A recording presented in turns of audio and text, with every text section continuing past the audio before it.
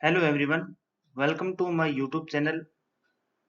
आज हम इस वीडियो में प्रोजेक्टाइल मोशन से रिलेटेड एनसीईआरटी बुक्स के कुछ एग्जाम्पल समझेंगे। हमने इससे पहले की वीडियो में प्रोजेक्टाइल मोशन से संबंधित बेसिक्स को समझा था।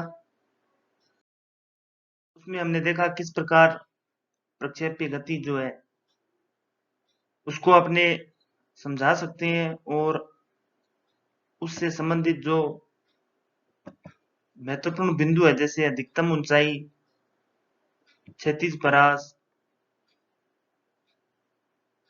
और उड्डयन काल, इनसे संबंधित हमने जो सूत्र है इनके वो व्युत्पन्न किए थे। अब इस वीडियो में इन सूत्रों का उपयोग अपने एग्जाम्पल्स को हल करने में करेंगे। सारी चीजें इससे पहले तो अपने पास तीन सूत्र सामने आए थे प्रक्षेपी गति के लिए। पहला था उड्डयन काल टी, जिसका सूत्र था टी बराबर 2u sin थीटा अपॉन जी। उसके बाद दूसरा जो बिंदु था उसमें अधिकतम ऊंचाई h, जिसका मान h बराबर u square sin square theta बटे 2g।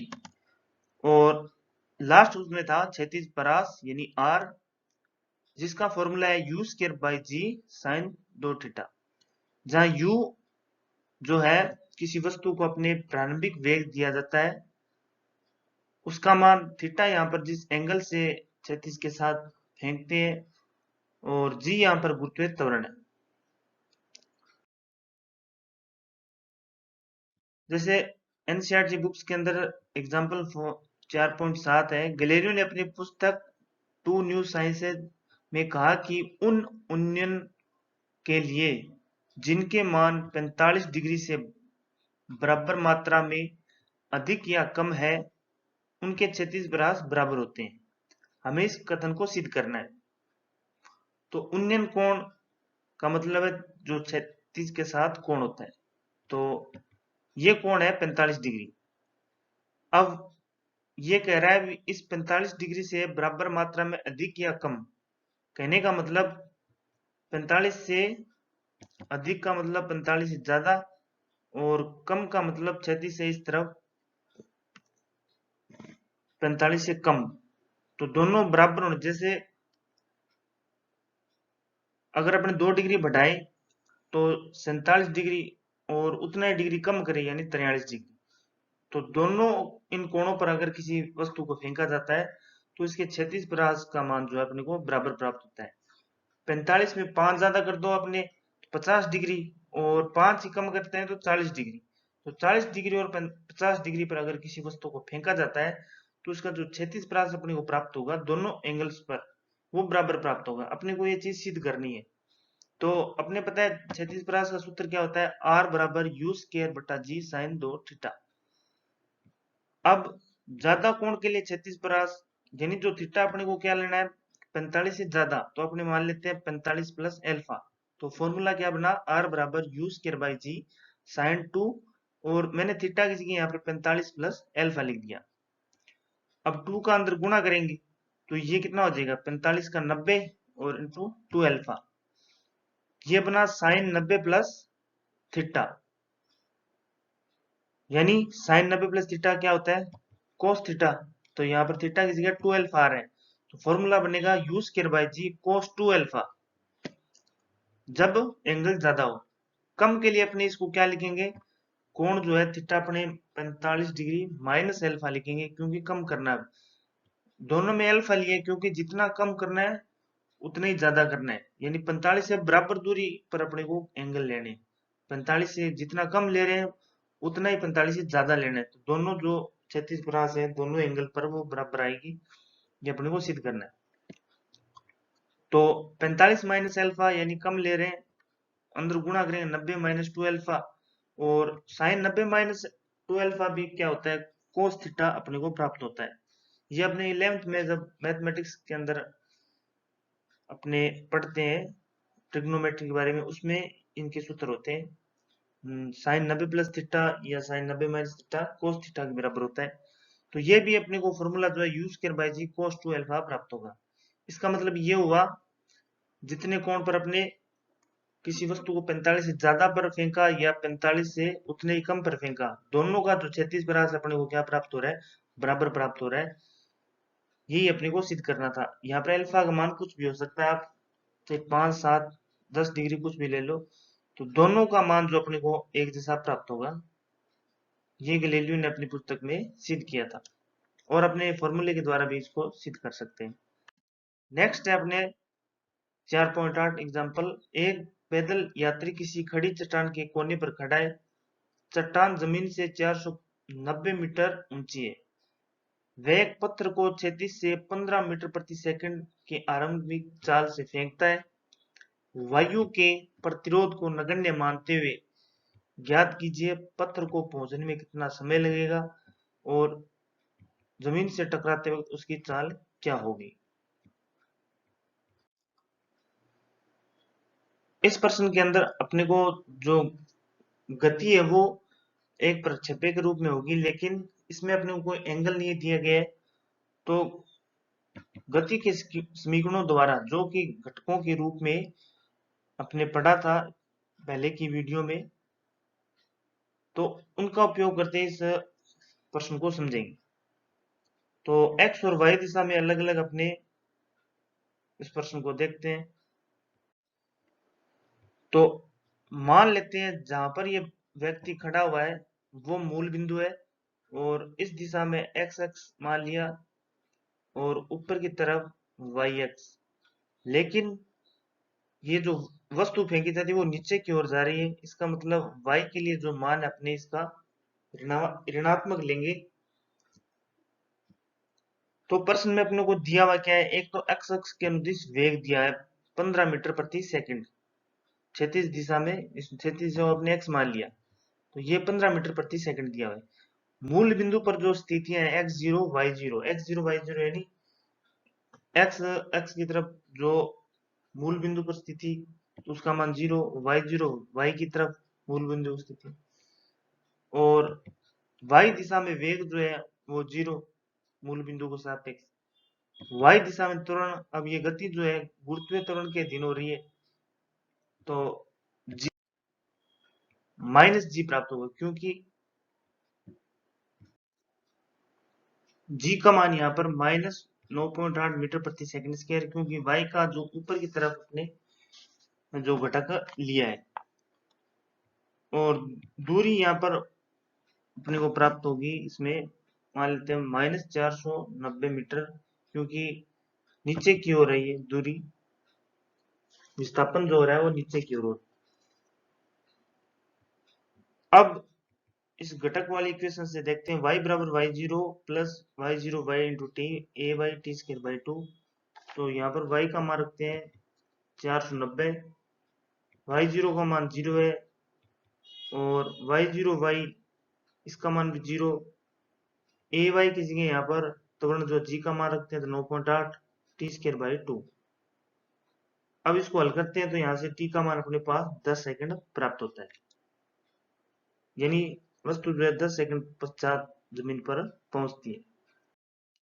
दूसरा इसमें चाल, तो चाल का जो x घटक है वो अपने को पता दिया हुआ है 15 मीटर प्रति सेकंड, y घटक इसमें ज्ञात करते हैं।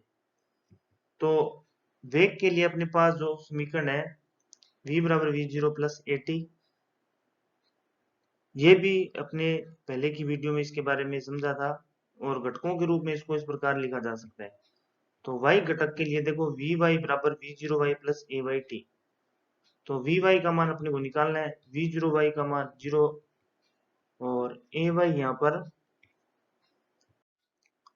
माइनस जी यानी -9.8 इंटू टी का मान 10 प्राप्त हो। तो वी वाई माइनस जो है 9.8 मीटर प्रति सेकंड स्क्वायर अपने को मीटर प्रति सेकंड प्राप्त होगा।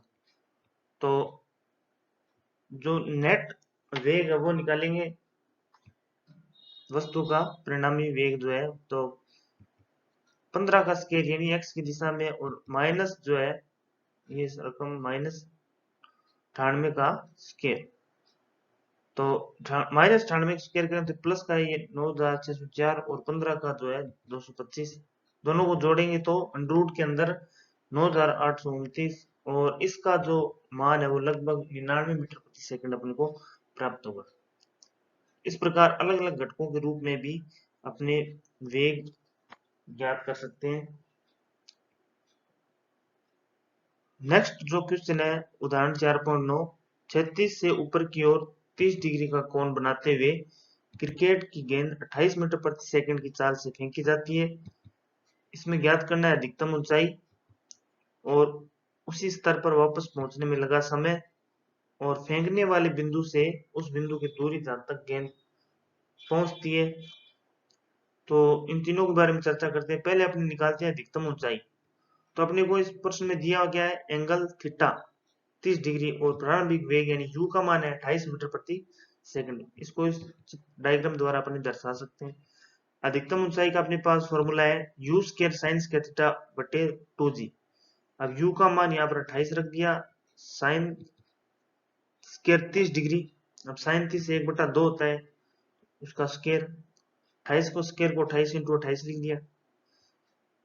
अब 1/4 का स्क्वायर क्या, 1/2 का स्क्वायर अपने यहाँ पर होगा 1/4, तो 4 जो है बट्टे में चला जाएगा। 9.8 के अंदर पॉइंट हटा देंगे तो ऊपर 10 आ जाएगा।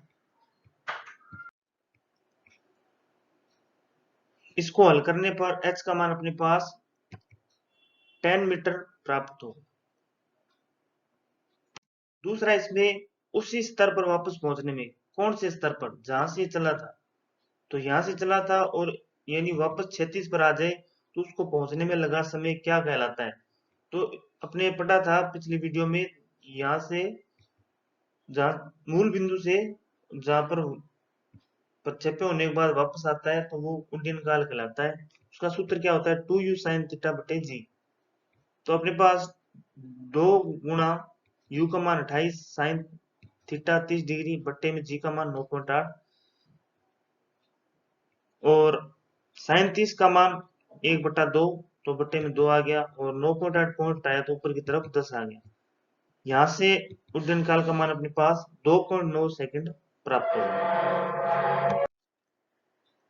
तीसरा पॉइंट है इसमें फेंकने वाले बिंदु से उस बिंदु की दूरी जहां गेंद उसी स्तर पर पहुंचती है। तो जहां से चला था और जहां ये उसी स्तर पर पहुंचा है तो बीच की दूरी क्या कहलाती है, ये हमने पढ़ा था 36 परास आर, जिसका फॉर्मूला है u square by g sine 2 theta.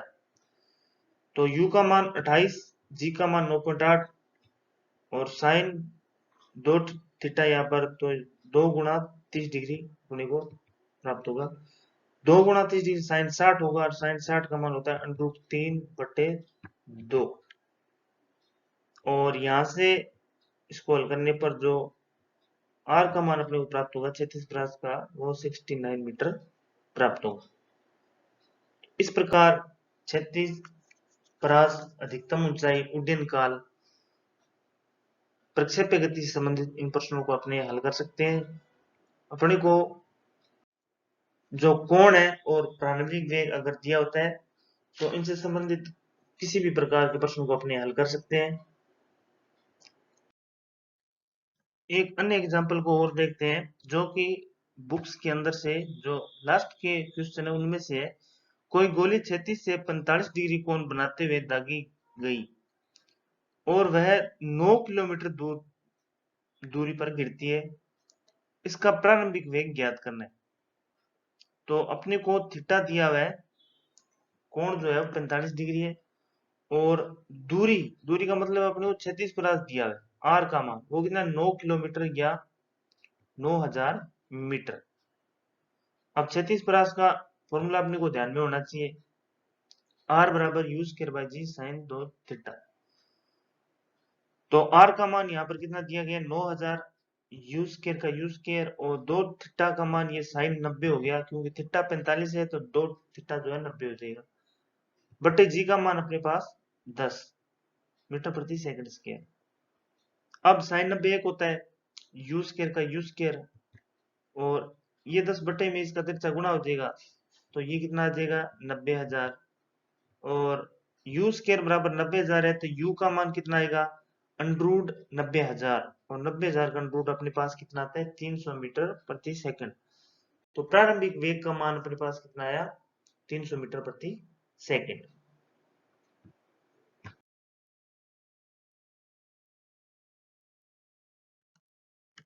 Next अपने पास जो टॉपिक है वो सर्कुलर मोशन यानी वृत्तीय गति का है, जिसको अपने नेक्स्ट वीडियो में समझेंगे। तो ये वीडियो आपको कैसा लगा, अच्छा लगा हो तो इसे लाइक शेयर सब्सक्राइब चैनल को जरूर करें। Thank you.